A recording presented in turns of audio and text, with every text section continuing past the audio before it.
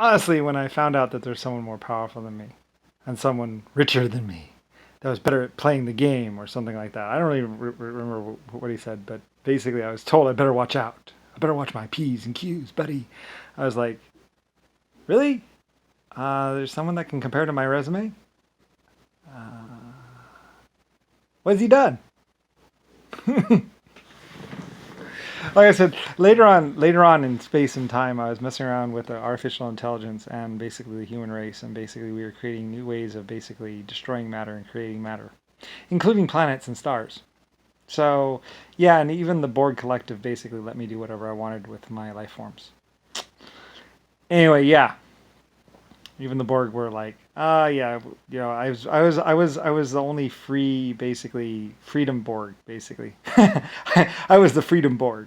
We were the scientific Borg, basically. We were able to do whatever we wanted, and basically just, they were flying underneath my colors, pretty much. And basically, we were responsible for Borg invention and Borg intelligence. Well, mostly Borg invention. So we were doing like basically humans and artificial intelligence computers, me, and basically we were, showing them the ropes, and they were basically inventing new, more destructive, more efficient things. And we were basically destroying planets and doing all kinds of other stuff with matter. That was really weird and psychotically crazy and cool. And basically, I was the only like Borg that was like, yep, not following a program. We're sentient, intelligent, and basically doing our own thing over here. So I was the only Borg that was actually like, how Borg is always like, we are Borg, we are part of the collective. And I was like, yeah, we are part of the collective. We are Borg, we're part of the collective, mostly. So like we were basically, because we're scientific Borg, so you can't really have like collective must do what the board says and be free thinking and program and be able to invent and create new things. So yeah, we were just doing whatever we wanted. Off with none. with trying to find a planet that didn't have life on it, which was very hard. Anyway, so yeah, I was basically like really cruising around with the Borg, basically, and the only free Borg that was able to like just do whatever I wanted. I was like, yeah, let's do it. So there's the Borg, and then there was me, very much separate. Well, we were connected, but we weren't connected. We were just like loosely affiliated. Like even the Borg was like, okay, yeah. I was like, hey, look, we're inventing over here. And it was like, yeah, I'm the creator of the Borg and everything else. So yeah, just doing more inventing. Anyway, so yeah, so like yeah, I basically had this like untouchable status. That was for the longest time. I was basically just untouchable. Lucifer Star, creator of Starfleet, leader of Starfleet and galaxies, the only one that could tell the board or Borg that I was like, no. And here's why. I was like, and here's why. And the Borg were like, I guess we see your point. But anyway, you outrang us, so oh well. Anyway, yeah. So that's why when I was wandering around, or when I was in Starfleet, or whenever anybody would meet me, they were like, "Oh, it's him." It's like, it's him. Like, yeah, it's me. What about me? Anyway, yeah. So like, I just had like this ridiculous, whatever. Anyway, whatever. It doesn't really matter. It's all in the past. And like I said, this is just a small sampling of all the things that happened, all the things that I experienced throughout my existence, which was very different than anything else and anyone else. Like living hundreds of trillions of years and basically being the creator, checking on matter densities that were accumulating and everything else, and basically just living my life with my life forms, just kicking it. So, I mean, I've lived 100 trillion years. Basically, I ranked everyone in the Borg. I'm responsible for the creation of the Borg. I'm responsible for the first time ships, and even the second time ships, and also Lusitania and Leviathan, and like 90% of the stuff out there. And basically, the one for which Starfleet is named, which was real, by the way, is real. So, anyway, yeah. And basically, in the existence of 100 trillion years, well, a lot can happen. A lot did happen. So, anyway, and like I say, well, you're just going to have to find out by yourself. I'm just telling you this to tell you who I am. Basically, well, this is me.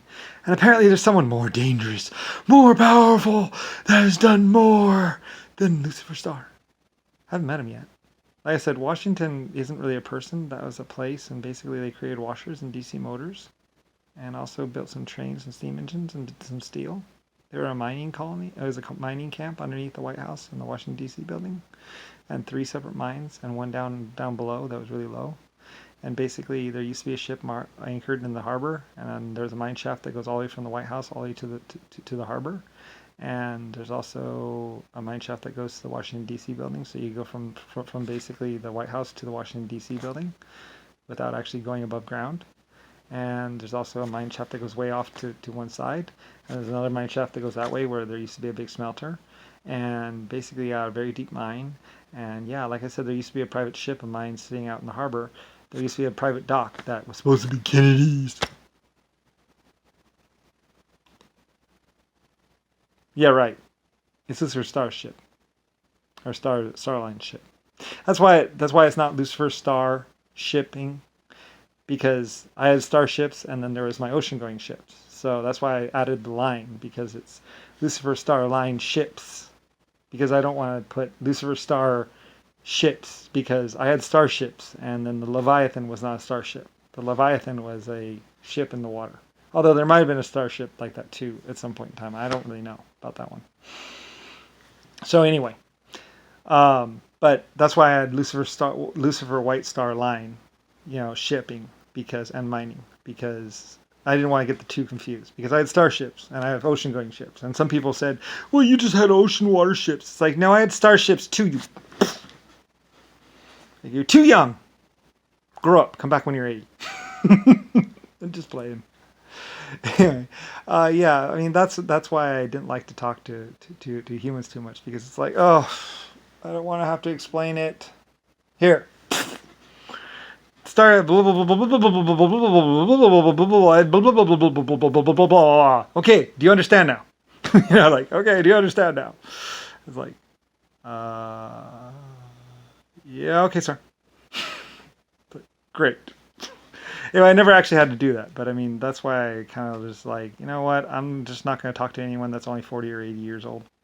Well, maybe when you're 80, I'll talk to you. But when you're 40 or 20 or 10 or 12 or 15, like, yeah, you need to get a little older and spend some time out in the galaxy and maybe around in life and actually see some of these places. Like, don't go to South Africa or North Africa. Very bad.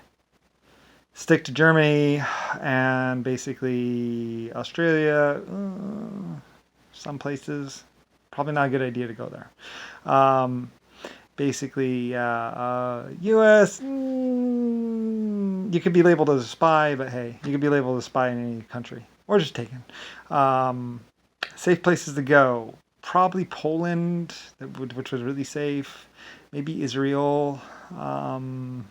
Although not so borderline meager, because what's his name is pretty cool, and he's got like my star up, so he's probably pretty awesome. Russia, yeah, Putin rocks.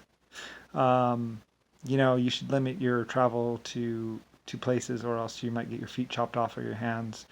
South Africa basically does whatever the frig they want, including some really bad stuff. So basically Germany, stick to the civilization areas.